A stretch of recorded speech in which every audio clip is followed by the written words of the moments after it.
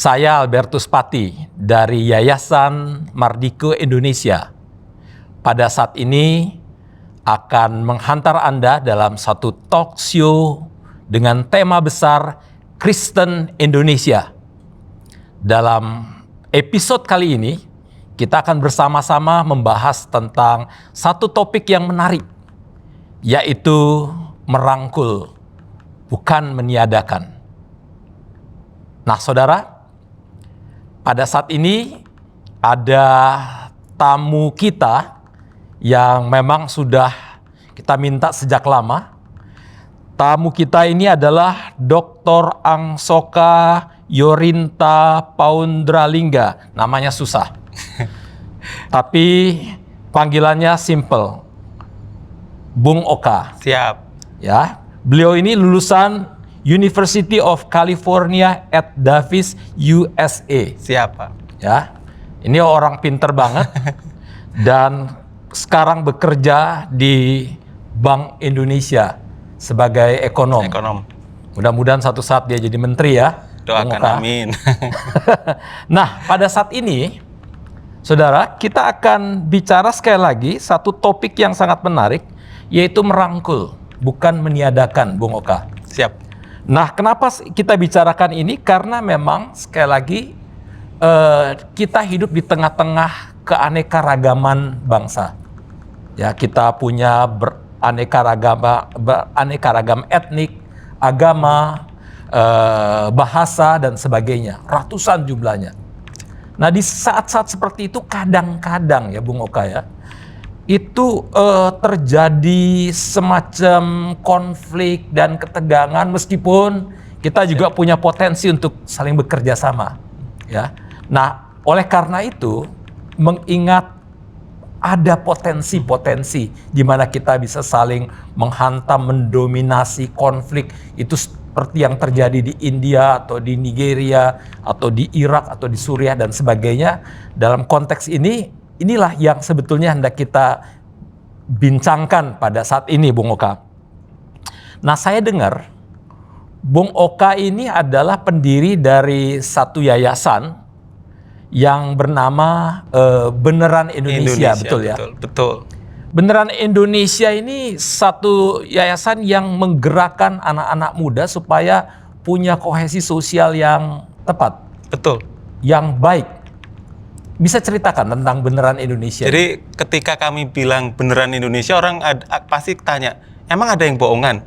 Jadi seperti itu. Jadi Beneran Indonesia ini sebenarnya adalah singkatan Beneran, Bela Negara Nasional Indonesia. Jadi kenapa jadi bukan kalau disingkat BI ya? Bukan Bank Indonesia ya? Bukan. Jadi ini benar-benar Indonesia. Kenapa kami mau membuat atau menginisiasi ini? Karena seakan-akan kami ingin membawa ke anak-anak muda, apa sih yang menjadikan kita itu benar-benar Indonesia? Satu kata kuncinya yaitu kalau kita bisa kerjasama sama mereka yang berbeda. Jadi kami ngerti bahwa perbedaan itu adalah resepnya Indonesia dan benar-benar Indonesia berarti mereka harus ngerti ada perbedaan dan bagaimana kita menyikapinya dan bisa kerjasama. Jadi itulah Beneran Indonesia dari sana. Oke.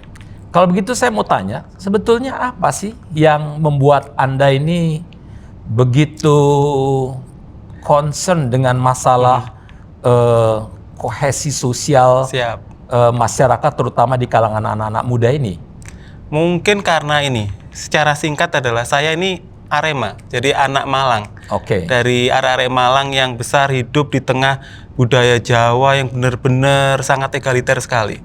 Jadi di situ akhirnya kami mengerti nggak ada minoritas mayoritas, dan walaupun saya Kristen, tetapi tetap memikirkan mengenai keindonesiaan secara keseluruhan. Jadi kami mendapat teman-teman yang benar-benar luar biasa, mau dari Muslim, dari Hindu dan Buddha dan segala macam. Ketika kemudian saya ke Jakarta, saya melihat bahwa di tahun-tahun 2004 ada satu awal yang kami mikir, wah ini kecepatan perubahan zamannya sangat cepat sekali. Dan ini akan banyak mengubah nilai-nilai tradisional yang dulunya pernah ada. Saya cuma mikirkan bagaimana caranya menyikapinya. Kemudian dari situ akhirnya istri saya diberi kesempatan mendapat beasiswa di Boston University. Di Boston University itulah yang kemudian kami benar-benar terbuka matanya. Terbuka mata karena di Boston University. Saya kuliah di Duke University di North Carolina. Istri saya di sana, jurusannya adalah civic literasi. Kalau di Indonesia namanya pendidikan moral Pancasila. Yang membuat kami heran adalah sederhana seperti ini. Di Boston, kami sadar bahwa pendidikan paling penting yang diberikan untuk anak-anak Amerika justru bukan sains, matematika. Enggak, kami kaget karena justru pelajaran berbangsa, pelajaran berbudi pekerti, pelajaran demokrasi itu adalah yang terangkum dalam civic literasi, adalah pelajaran pertama yang diberikan. Jadi mereka mungkin mikirnya, saya mikir seperti ini, kalau mereka secara bangsa mau ada selama-lamanya, maka warga negaranya harus diajari untuk menjadi warga negara yang baik. Itu yang terangkum dalam civic literasi, yang kemudian akhirnya kami ngerti, Amerika itu kan mirip dengan Indonesia dalam hal keberagamannya. Jadi mereka mengajarin anak-anak untuk menyikapi perbedaan itu. Jadi makanya merangkul, bukan benar-benar memusnahkan atau benar-benar meniadakan, tetapi benar-benar mendudukkan secara setara dan kemudian kita bicara perbedaan di meja dan kemudian dari situ kita kerjasama. Itu yang kemudian membuka mata dan pertanyaannya adalah, waduh, kalau kami berangkat ke Amerika kepingin tanya, penataran P4 nggak ada di sana. Tetapi kami melihat setiap anak itu membantu orang lain. Kami kaget bukan main. Karena ketika kami tanya, kami mikirnya awalnya, anak-anak ini kenapa bisa cinta bangsanya? Kami mikirkan bahwa, waduh pasti penataran P4-nya begitu complicated nih sampai mendidik anak-anak yang sedemikian cinta. Mereka cuma bilang bahwa kami lihat mereka membantu di panti jompo, ada di perpustakaan. Kami tanya, mereka ngapain? Mereka bilang, we are looking for credits. Kreditnya buat apa? Mereka bilang, if you are going to Harvard or Princeton, kalau masuk Harvard atau Princeton, pasti yang ditanya adalah, what have you done for your own neighbor? Jadi itu yang buat kami, waduh, ini kan satu konsep yang waktu itu presiden mereka JFK bilang, ask not what your country can do for you, but ask what you can do for your own country. Jadi satu konsep untuk membantu orang lain, kemudian meniadakan perbedaan tapi saling membantu, itu benar-benar menjadi satu yang kemudian tersistematis dalam kurikulum mereka dan benar-benar masuk dalam sekolah mereka. Jadi akhirnya kami baru ngeh, kalau begitu, itu yang dibutuhkan Indonesia.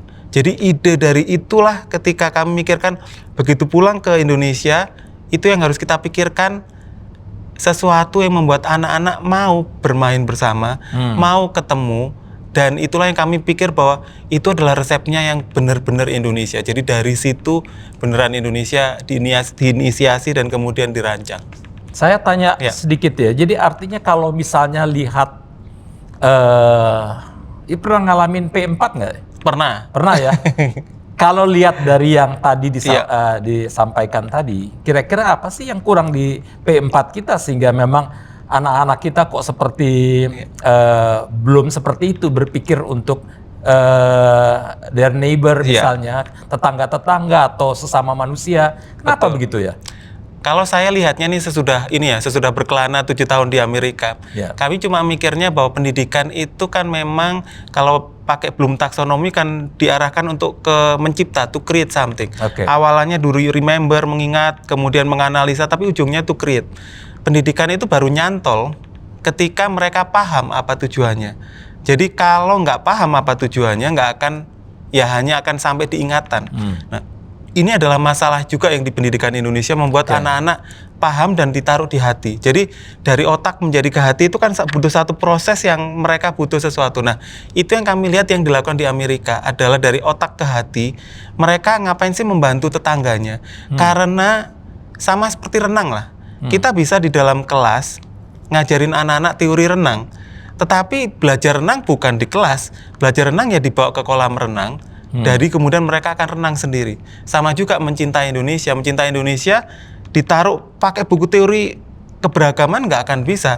Ketika mereka dibawa melihat masalah-masalah di Indonesia, barulah akan ada rasa cinta.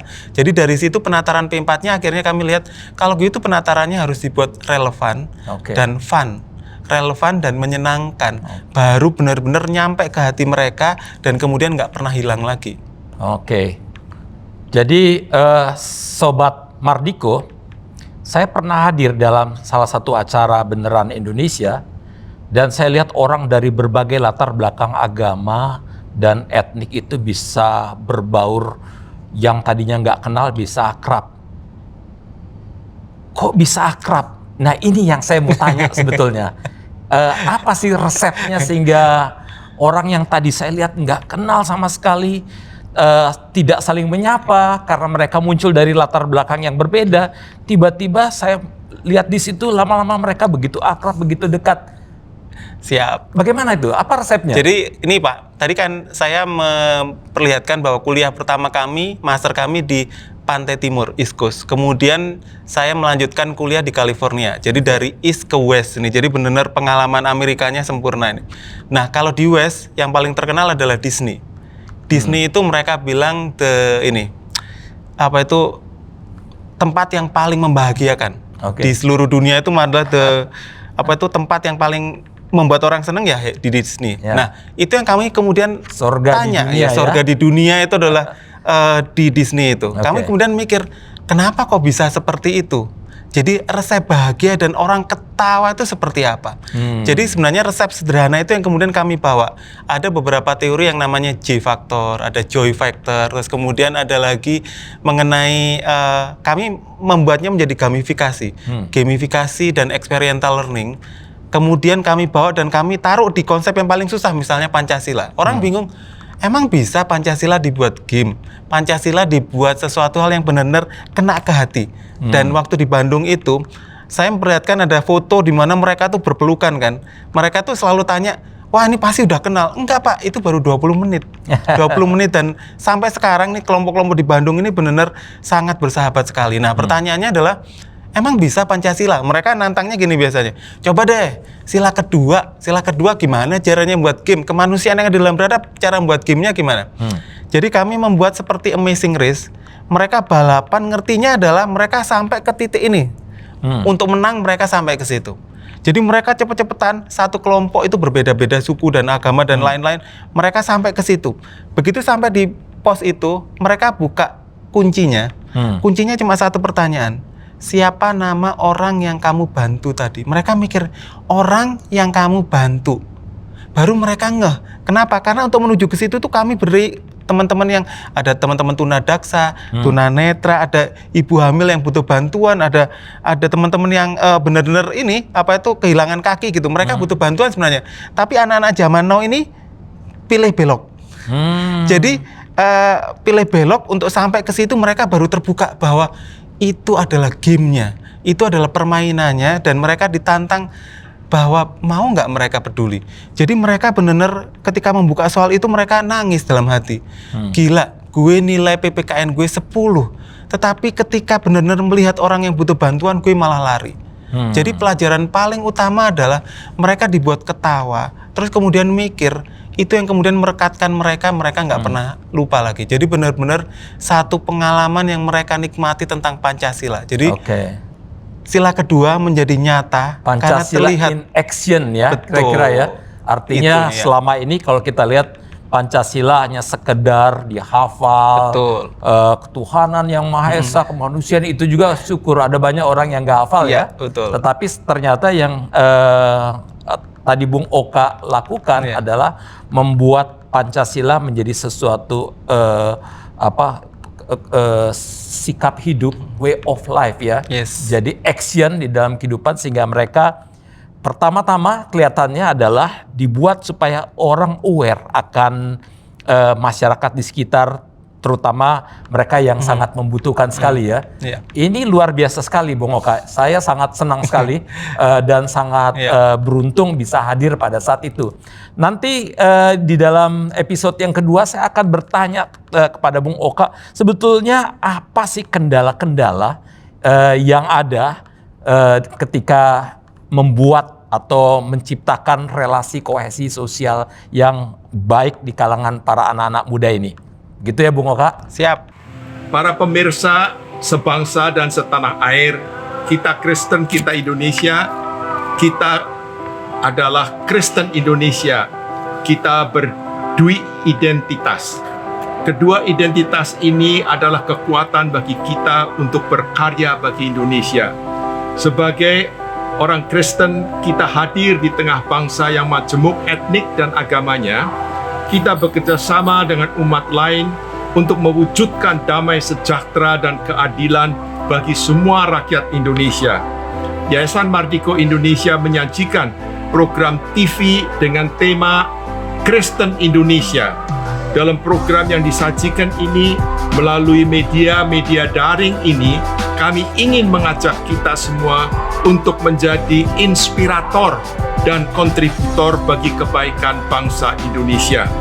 Keterlibatan kita dalam acara ini adalah upaya kita untuk memperkuat persaudaraan bangsa yang kita cintai.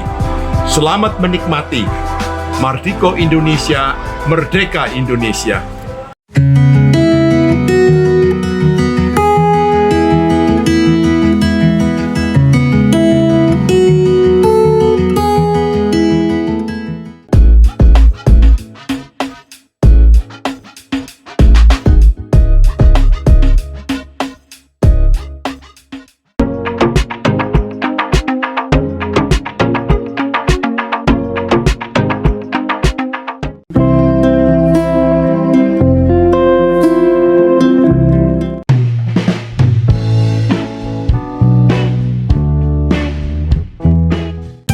Sahabat, mari dukung pelayanan dan pekabaran Injil melalui YKB dengan membagikan link acara ini kepada sebanyak mungkin orang.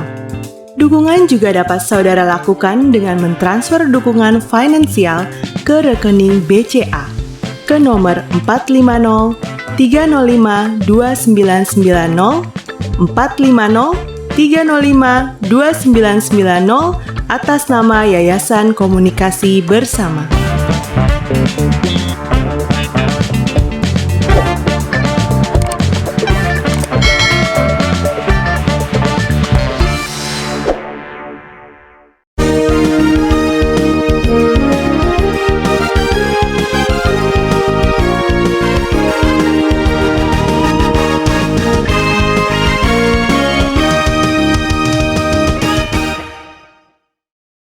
Kita lanjutkan percakapan kita dalam tema merangkul bukan meniadakan dengan tamu kita yang luar biasa, Bung Oka ya. Saya panggil Oka aja ya. Oka aja. Jadi artinya karena namanya panjang banget nyusahin orang.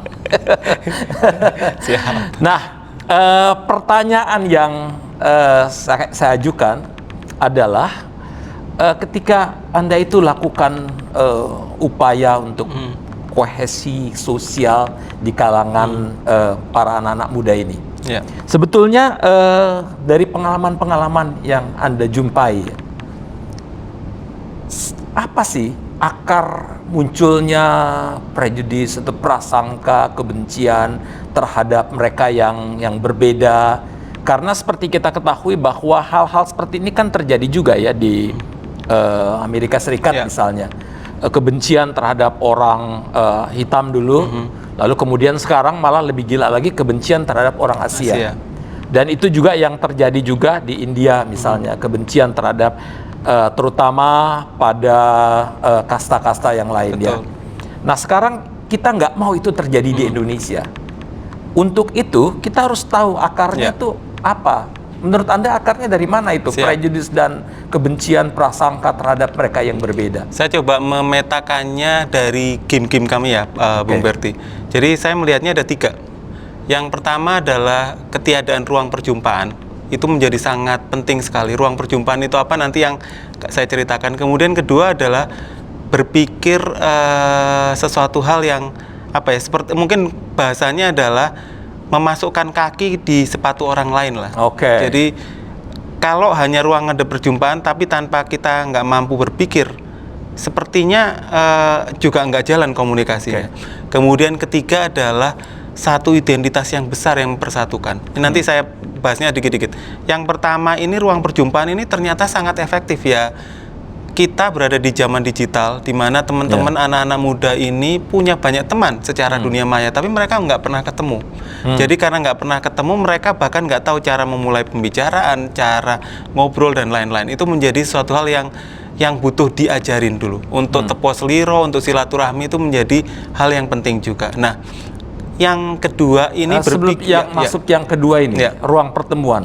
Anda kan tadi bilang Anda orang Arema. Ya, Arema. Arema Malang ya. Siap. Itu terkenal sepak bolanya. Betul. Kalau orang datang berkumpul bersama dari berbagai etnik, agama dengan segala macam mendukung kesebelasan Arema. Apakah itu sebuah ruang pertemuan juga? Atau itu apa? ruang perjumpaan. Jadi makanya waktu saya SMA, saya sekolah dulu kan selalu ada kelas meeting. Kelas meeting di mana SMA yang berbeda bisa bertemu, dan sebenarnya kalah menangnya itu adalah urusan belakangan. Tetapi ketemu orang yang berbeda itu menjadi suatu hal yang asik sekali. Jadi itu yang kami petakan, kami besarkan menjadi beneran Indonesia, bahwa ini adalah nilai yang benar-benar yang unik yang nggak boleh hilang di Indonesia gitu. Ya, jadi meskipun sayangnya begitu Arema ketemu semuanya ketemu, tapi jangan sampai ketemu arek-arek Surabaya ya. Iya. Nah, itu yang juga menjadi PR. Tapi nanti kita ngerti kunci-kuncinya yang kita kerjakan. Terus yang kedua. Jadi ruang perjumpaan itu menjadi penting, kita memberikan platformnya supaya mereka ketemu. Kedua, saya ambilnya mungkin tadi kan saya cerita mengenai game kedua. Maksudnya sila kedua dijadikan game. Orang tanya lagi, coba deh itu gampang. Kemanusiaan yang ada dalam beradab menjadi game. Sila kelima deh, keadilan sosial, gimana jadi gamenya. Nah, ini menjadi penting karena waktu itu kami buat gamenya seperti ini. Kami jadikan mereka dua kelompok. Di tengahnya ada tirai hitam. Nah, kelompok yang sebelah kiri kita beri buku, kelompok yang sebelah kanan kita beri laptop. Nah, jadi kemudian hanya cerdas cermat biasa aja. Tapi mulai kelihatan ini, teman-teman di yang grup kiri ini yang hanya pakai buku ini lebih lambat dibandingkan yang pakai laptop. Mereka tinggal ngetik dapat jawabannya. Yang ini harus buka lebih lama. Mereka mulai curiga. Di ronde kedua kami balik.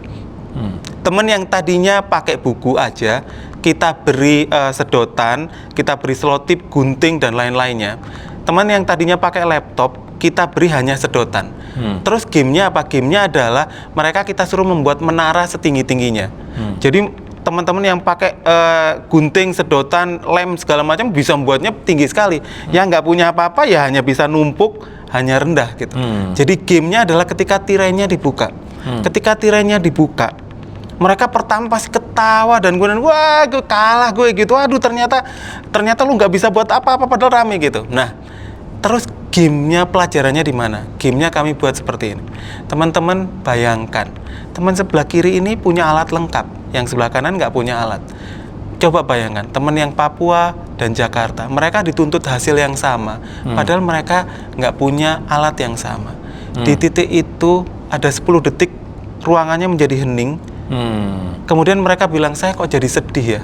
Gitu. Jadi mereka sedang belajar keadilan sosial, tetapi bukan dengan diindoktrinasi, tetapi dengan kita libatkan mereka untuk berpikir. Jadi di titik mereka mulai memikirkan sesamanya, mulai memakaikan sepatu mereka, kaki mereka dalam sepatu orang lain, baru mereka mulai berpikir bahwa iya ya, teman saya kan mengalami seperti itu. Dari situ muncul kesadaran, nggak perlu kita beri kalimat, jangan ngomong gini ke teman yang Hindu, jangan ngomong gini ke teman Buddha, enggak. Tetapi ketika mereka mencoba, kalau Hindu itu apa ya? Mereka, nggak bisa makan daging sapi. Oke, berarti kalau begitu saya harus, ketika makan daging, saya harus, jadi kemudian, kalau gitu, saya harus buatnya pecel aja kali ya, supaya makan sayur. Jadi pemikiran itu akan muncul dari kesadaran mereka ketika mereka mulai berpikir untuk temennya yang berbeda itu. Jadi satu, ruang perjumpaan kita berikan, kemudian kedua, mulai berpikir kritis untuk melihat bagaimana orang lain melihat itu. Tapi ya istilahnya saya mulai dengan yang kedua dulu ya. Karena tadi begitu tirai diangkat lalu mereka menertawakan yang tidak mampu membuat gedung tinggi atau menara yang tinggi itu. Artinya apakah memang sebetulnya sebuah pesan yang saya tangkap, pesannya adalah kita ini memang hidup dalam kompetisi, ya. Gimana kita harus mengalahkan yang lain. Betul. Sehingga ketika ada yang lain kalah, kita puas, kan gitu. Kita nggak peduli, kita puas, kita senang. I'm the winner, kan gitu. Terhadap kehidupan ini, dan you are loser, kan gitu. Dan celakanya adalah sistem pendidikan kita, sistem sosial masyarakat kita. Ini kan justru membentuk kita semua untuk berkompetisi. Betul. You harus fight di dalam kehidupan ini. Kalau you tidak fight dan berusaha untuk mengalahkan yang lain, you akan Betul. termarginalkan, Betul. terpinggirkan, kira-kira begitu ya. Betul. Nah, melalui permainan itu tuh nampaknya apakah mereka bisa disadarkan bahwa yuk sekarang bukan hanya berpikir dalam konteks kompetisi aja, tapi berpikirlah juga terhadap Betul. orang lain yang membutuhkan. Bagaimana? Kalau dilihat dari bagaimana mereka tetap berteman sampai sekarang ini, Ya. atas keperbedaan mereka, sepertinya yang mereka tangkap adalah yang kedua, bahwa hidup itu bukan menang kalah, tetapi percuma gue menang sendiri tetapi yang lain kehilangan. Jadi teman itu menjadi nilainya tinggi sekali. Persaudaraan, kebersatuan, tepos liro itu menjadi nilainya naik lebih dari ya. betul, solidaritas itu menjadi kuat sekali lebih dari itu. Itu yang kami bisa lihat dari betapa mereka tetap solidnya bahkan sesudah 2 tahun, 3 tahun sesudah acara itu berlangsung. Jadi benar-benar kami melihat bahwa ruang pertemuan berpikir kritis. Nah, nanti yang lompat ke ketiga ada satu cita-cita besar, mimpi besar itu. Jadi kalau lompat ke yang ketiga, saya melihat ada sense of purpose. Sense of purpose yang makanya kenapa kok kami bilang kalau Amerika itu kan punya the American Dream. Mereka punya cita-cita menjadi orang Amerika seperti apa. Nah, sementara menjadi orang Indonesia kita nggak mendapati mimpi menjadi orang Indonesia seperti apa. Itu yang kami buat, kami angkat menjadi beneran Indonesia itu seperti itu, yaitu punya mimpi, dan mimpi itu yang menyatukan kita. Jadi benar-benar satu, ada ruang perjumpaannya, kemudian mulai berpikir kritis. Kemudian yang ketiga adalah do something together as a nation gitu. Jadi itu yang menjadikan resepnya kenapa mereka ketawa, resepnya kenapa mereka bersahabat sampai sekarang, resepnya yang nggak pernah hilang. Karena ini yang lucu, ketika kami uji coba di Surabaya, mereka punya ikrar, mereka gandengan tangan dan kemudian mengangkat sak duluran sak lawase gitu. Jadi bersaudara selamanya. Itu beneran buat saya benar-benar ternyusi dari begitu banyaknya cerita yang saya masih vivid ingat dalam ingatan adalah itu habis dari bom Surabaya. Dan kemudian kita coba buat di Surabaya, bener nggak? Ternyata benar-benar menyentuh hati sekali. Jadi ikrar itu yang kemudian tetap kami ingat bahwa ternyata butuh ruang perjumpaan, butuh berpikir kritisnya, kemudian butuh mimpi besar sebagai satu bangsa untuk melakukannya. Kalau soal mimpi besar itu kan memang sudah ada sejak zaman pra-kemerdekaan ketika ketika para founding fathers and mothers bangsa kita ini menggeser kepentingan primordial kepentingan kelompok, agama, etnik, segala macam, lalu berpikir bersama-sama kita harus berjuang bersama nih untuk supaya terjadi kemerdekaan bagi bangsa Indonesia. Apakah anak-anak muda sekarang, kalau Anda lihat ini, mulai mengalami erosi berpikir sebagai sebuah bangsa? Mereka berpikir sekarang malah lebih sebagai grup-grup etnik atau agama dan sebagainya, betul? Jadi memang karena digitalisasinya cepat, mereka akan sangat lebih cepat bergabung sama orang-orang yang satu ide. Kalau hanya begitu terus, maka akan kehilangan mimpi besar itu. Nah, maka itu kami benar-benar kan mencoba membuat berbagai macam cara mengenalkan mereka dengan orang baru. Karena kalau ini saya ngomong sebagai ekonom, ide baru, inovasi baru itu kan baru muncul kalau mereka melihat masalah dan kemudian melihat ada nggak cara lain untuk mengatasi masalah itu. Jadi mereka memang harus benar-benar ngerti bahwa kalau mereka hanya satu semuanya sepakat, nggak akan jadi. PCR kita saat ini boleh ditemukan itu gara-gara di tahun 70-an ada orang yang menemukan bakteri yang bisa hidup di lingkungan ekstrim, tetapi risetnya itu tanda petik dibuang. Jadi riset yang begitu berbeda yang dibuang karena memang waktu itu belum dibutuhkan. Jadi sekaranglah baru dibutuhkan. AI juga ada ketika ada satu profesor yang memperkirakan bahwa orang-orang itu berpikir seperti data yang begitu luas gitu.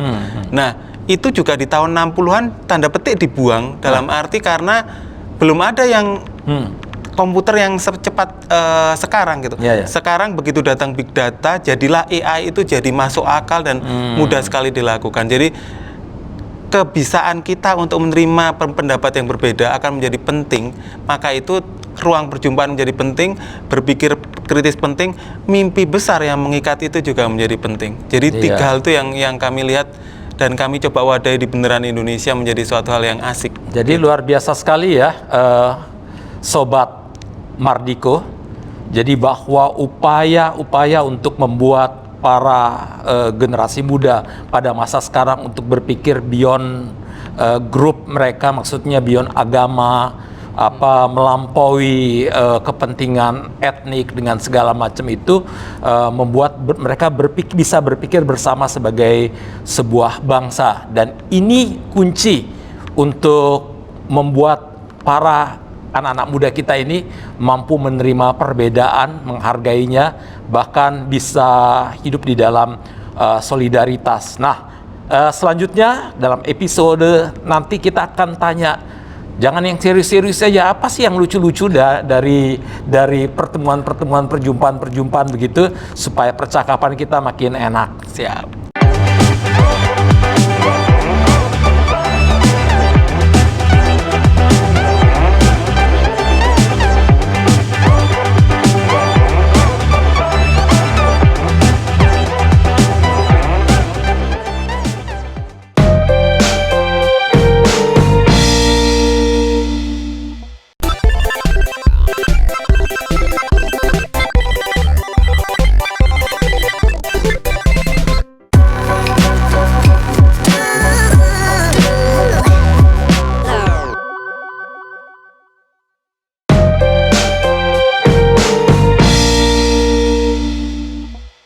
Sahabat, mari dukung pelayanan dan pekabaran Injil melalui YKB dengan membagikan link acara ini kepada sebanyak mungkin orang.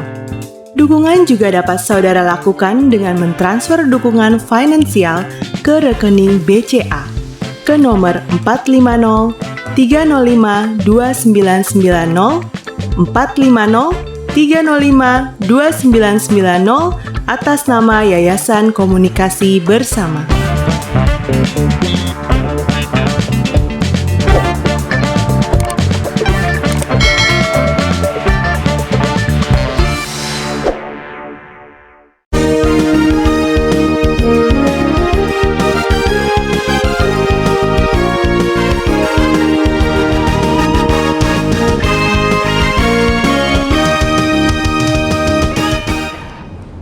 Sobat Mardiko, kita lanjutkan percakapan kita dengan Bung Oka. Kali ini supaya kita jangan ngomong yang serius-serius terus ya. Yang saya ingin perdalam dan kita semua ingin ketahui adalah sebetulnya hal-hal yang unik dan lucu apa sih di dalam upaya Anda untuk memblending pergaulan ya, sehingga anak-anak muda itu bisa bergaul dengan akrab luar biasa. Siap. Itu apa ada yang lucu-lucu gitu yang bisa diceritakan juga? Banyak banget sebenarnya, karena kenapa ini kan kita membuat sesuatu hal yang baru pertama mungkin di Indonesia. Siapa jauh-jauh membuat acara, bahkan nanti kita juga sedang membuat apps-nya sehingga itu jadi game yang seru. Nah, mungkin yang paling saya ingat, yang mungkin beberapa hal yang saya masih teringat dengan jelas adalah ketika di Surabaya. Di Surabaya itu kami tanya, misalnya apa sih yang kita inginkan anak-anak? Anak-anak itu kepinginnya kami bisa silaturahmi. Jadi kita kumpulkan anak yang nggak pernah naik angkot dengan anak yang selalu naik angkot. Itu nggak pernah naik angkot karena terlalu kaya? Terlalu kayanya. Gitu? Okay. Terlalu kayanya, jadi nggak pernah naik angkot, sama yang selalu naik angkot, sama yang nyopet di angkot. Jadi jadi bayangkan, ini pasti menakutkan karena setiap kali kita dulu waktu pertama kali itu pasti menakutkan orang tua, terutama yang sangat high class itu takut karena wah ini nanti akan ketemu mereka gitu. Ternyata di akhir acara itu ternyata benar-benar menakjubkan bahwa kita kan mikirnya pasti yang miskin ini yang belajar dari yang super kaya ini. Ternyata enggak. Yang super kaya itu belajar juga lebih banyak. Mereka belajar yang namanya compassion. Ya, kalau mereka temannya yang sama-sama high class aja nggak usah belajar compassion, nggak perlu gitu. Tapi begitu melihat sesuatu yang benar-benar sangat berbeda, di situ ada compassion yang muncul. Apa misalnya?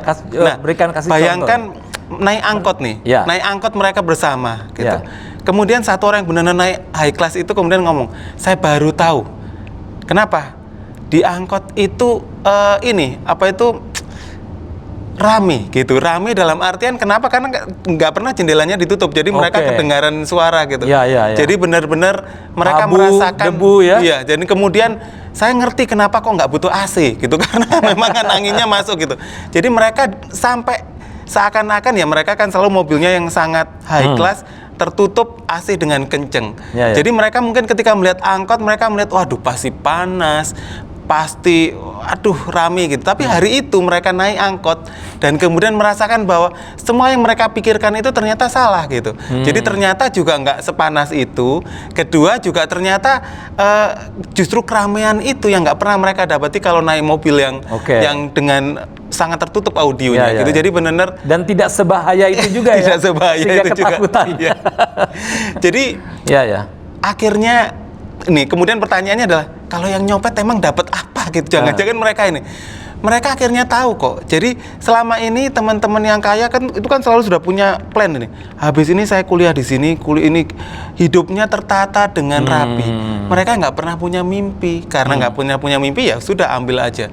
Hari itu mereka belajar bahwa mereka juga harus dilindungin. Jadi mereka akhirnya nggak ngambil barang orang karena mereka merasakan itu adalah teman mereka gitu. Jadi perubahannya begitu banyak. Jadi lucu-lucu sebenarnya. Ketika mereka cerita, saya tanya gimana, dapat apa. Mereka cerita pengalaman-pengalaman yang nggak pernah mereka ceritakan gitu. Yang maksudnya nggak pernah sekolah bisa ajarkan karena benar-benar kita ajak mereka ke situ.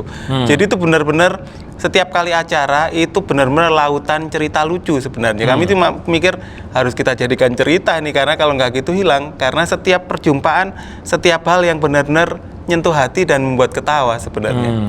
Jadi kerikuhan-kerikuhan yang sebetulnya tidak pernah dibayangkan sebelumnya ya. Tiba-tiba disuruh you naik angkot, padahal nggak pernah naik sama sekali ya dalam kehidupannya kan itu ya. Mengalami ketakutan segala macam, kotor mungkin terus mesti nempel kaki ya segala macam ya. Jadi ini hal-hal menarik juga ya. Nah sekarang kalau dari cerita Anda ini, kira-kira saya ingin lebih menjurus sekarang ya.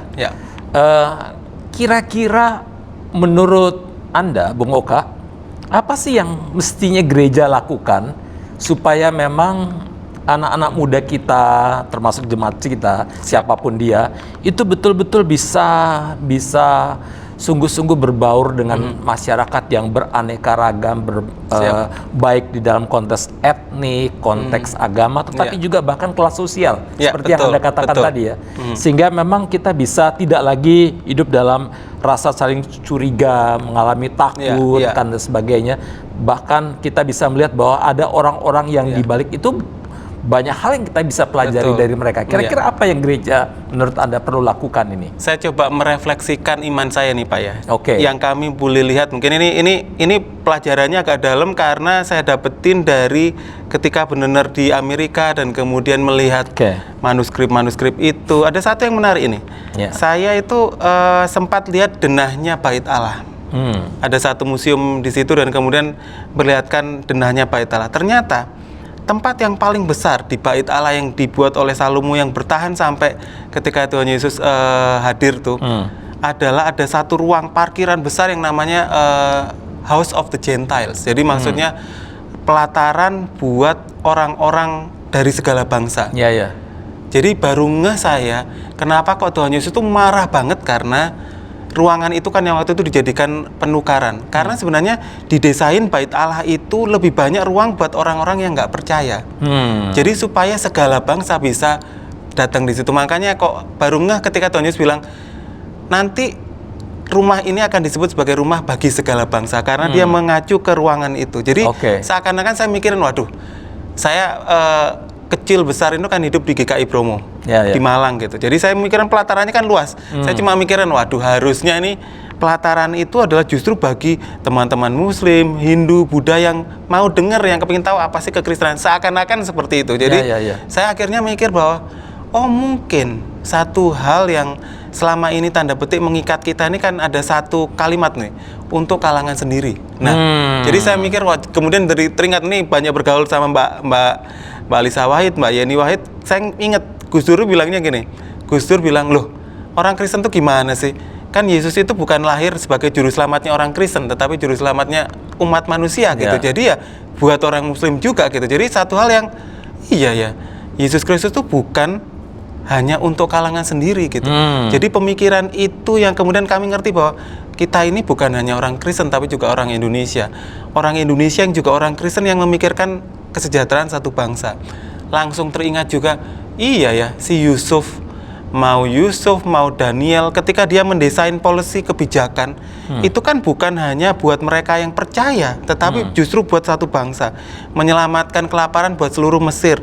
Daniel juga bahkan di Nebukadnezar juga memikirkan orang yang nggak percaya, yang nggak seiman. Jadi kita mikir bahwa kalau ada satu kata kunci yang mungkin bisa dibantu untuk di-untangle yang benar-benar diurai adalah untuk kalangan sendiri itu. Jadi mencoba membuat teman-teman di gereja memikirkan bahwa mereka datang bukan kebetulan tapi menjadi berkat buat satu Indonesia. Ya. Itu sih, ini Pak, menarik sekali karena ini secara diam-diam Mas Oka ini, Bung Oka ini lakukan kritik yang cukup pedas ini kepada gereja yang suka menulis kadang-kadang ini cuma untuk kalangan sendiri ya. Padahal sebetulnya gereja itu kan dipanggil keluar ya. Betul. Untuk jadi berkat, untuk menciptakan keadilan, perdamaian bagi semua. Kok berpikir tentang kalangan sendiri ya kan begitu ya. Itu tiba-tiba membangun tembok-tembok eksklusivitas ya di kalangan masyarakat, terutama bagi gereja sendiri ya. Ini yang bagi saya dan bagi kita semua Sobat Mardiko ini adalah satu kritik keras dan pedas dari seorang Bung Oka. Tetapi hal kedua yang sebetulnya yang saya tangkap juga, sebetulnya bahwa gereja harus membuka diri, ya. Ada ruang-ruang yang diciptakan, ruang-ruang perjumpaan di mana semua umat beragama itu, etnik, kelas sosial, semua bisa berkumpul di sana sebagai saudara ya, sebagai satu sebangsa untuk membangun solidaritas sosial yang luar biasa ya. Betul. Dan ini nampaknya sampai tingkat apa parahnya gereja-gereja kita menurut Anda ini? Saya itu mikir bahwa gereja itu adalah sumbernya ide. Jadi di situ, ini karena saya ekonom, saya itu selalu mikir bahwa ada begitu banyak ide yang lahir justru dari gereja. Mulai sekolah, desain panti asuhan dan lain-lain yang bisa menjadi berkat yang kalau kita mikirin sebagai satu bangsa bisa dilakukan. Saya cuma ingat kisahnya Kelesan. Pak Pendeta tahu Kelesan itu apa? Nggak tahu. Nah, Kelesan ini adalah makanan yang diproduksi oleh Kesultanan di Palembang. Jadi sangat enak tapi nggak laku. Butuh orang-orang Tionghoa yang kemudian memasarkan. Yaudah deh, berikan aja ke kami pasarkan. Jadilah karena yang memasarkan ada enci-enci, ada empek-empek. Yang dikenal adalah empek-empek karena panggilan buat si penjual Kelesan itu. Nama Kelesan kita nggak kenal, tetapi nama empek-empek kita tahu. Karena jadi terkenalnya karena si empek-empek yang jualan Kelesan itu. Nah, jadi apa yang mau saya tarik? Yang mau saya tarik adalah seperti ini. Kalau kita bisa membuat sesuatu yang baik di gereja, pikirkanlah bahwa sesuatu yang baik itu bukan baik hanya untuk gereja. Desain bagaimana di diakonia itu bisa memelihara janda-janda miskin, anak-anak telantar, itu desain yang harus juga bisa dipakai untuk salah satu bangsa tanpa memandang agamanya. Jadi seperti Kelesan tadi, butuh orang yang ngerti pemasaran, butuh orang ekonomi sehingga bisa menjadi berkat buat satu bangsa. Itu sih saya mikirnya gereja bagi saya adalah sumber ide, karena mereka kan selalu hatinya itu compassion, penuh dengan belas kasihan, memikirkan ini dan yang kemudian memikirkan kemiskinan dan lain-lain. Jadi itu sumber ide yang kemudian harus dikembangkan untuk satu bangsa. Jadi gereja seharusnya menjadi sumber ide, lalu itulah yang menggerakkan action, dan action itu berdasarkan cinta kasih. Betul. Ya, dan itulah yang membangun dan merekatkan kebangsaan kita bersama-sama ya. Siap. Sehingga dari gereja lah mestinya muncul satu nilai yang luar biasa di mana kita semua didorong bangsa ini ya, dari yang paling tua sampai yang paling kecil untuk mulai merangkul setiap orang, bukan meniadakan atas dasar aliran keagamaan, ya, atas dasar etnik, Betul. perbedaan agama, atau bahkan kelas sosial, Betul. gitu ya. Terakhir, Mas Oka, Siap. adakah yang Anda bisa berikan pesan-pesan singkat kepada Sobat Mardiko ini? Siap. Saya cuma mikirnya seperti ini sih kalau pesan ini. Pesan singkat ya, bukan pesan terakhir. Pesan singkatnya gini. Ya. Saya melihat kita itu hadir di Indonesia itu benar-benar bukan kebetulan. Oke. Benar-benar menjadi satu bagian besar. Kita itu menjadi bagian dari bangsa ini. Jadi kita bukan lagi hanya sekedar orang Kristen tapi orang Indonesia. Jadi memikirkan Indonesia, memikirkan kenapa kok Tuhan menempatkan kita di Indonesia menjadi bagian penting dari pengenalan kita akan Tuhan gitu. Tuhan nggak akan mungkin salah nempatin kita. Nah, jadi pertanyaannya adalah kenapa Tuhan menempatkan kita di sini itu menjadi pertanyaan never ending question yang harus kita jawab. Begitu tahu jawabannya, saya tahu bahwa sepertinya kehadiran kita harus dikenang menjadi orang-orang yang akan bawa berkat untuk satu Indonesia. Jadi itu sih mungkin pesan yang saya boleh bagikan, karena hidup yang berkaca dari beneran Indonesia, berkaca dari setiap anak-anak yang nggak pernah ketemu menjadi ketemu, ada sukacita yang benar-benar meluas, yang benar-benar ketawa yang saya susah gambarkan, dan mereka jadi punya harapan, punya teman yang beda yang menjadi sahabat mereka. Seperti itu sih. Oke. Jadi Sobat Mardiko, kita harus bisa menjawab pertanyaan ini. Mengapa Tuhan menempatkan kita di Indonesia? Dan pasti Tuhan mau supaya kita semua bisa menjadi berkat bagi bangsa Indonesia yang beraneka ragam ini. Dan untuk menjadi berkat itu, maka sebagai umat Kristen ya, kita mulai berupaya untuk pada satu sisi kita harus menjadi Kristen yang penuh dengan komitmen. Tetapi pada sisi lain kita harus membuka diri seluas-luasnya untuk bisa menjalin relasi persaudaraan, relasi cinta dengan siapapun. Karena hanya dengan sikap seperti inilah maka Indonesia ini bisa kita pertahankan bersama-sama. Indonesia sebagai sebuah anugerah dari Tuhan ini bisa kita jaga, sehingga kita juga bisa menciptakan keadilan dan perdamaian bagi semua orang, bagi setiap warga negara bangsa kita. Ini tugas gereja yang luar biasa. Bung Oka, terima kasih banyak untuk boleh sharing ke kami semua tentang banyak hal, tentang upaya-upaya Anda untuk merekatkan anak-anak muda sehingga bisa menjadi sahabat dan saudara bagi semua. Semoga upaya-upaya Anda ini semakin sukses dan semakin berhasil. Siap. Terima kasih banyak ya, terima kasih untuk hadir juga di acara Mardiko ini. Siap. Tuhan berkati ya. Siap. Terima kasih banyak Pak Pendeta. Saudara-saudara, sampai ketemu, dan moga acara ini boleh menjadi berkat bagi Anda semua. Tuhan berkati.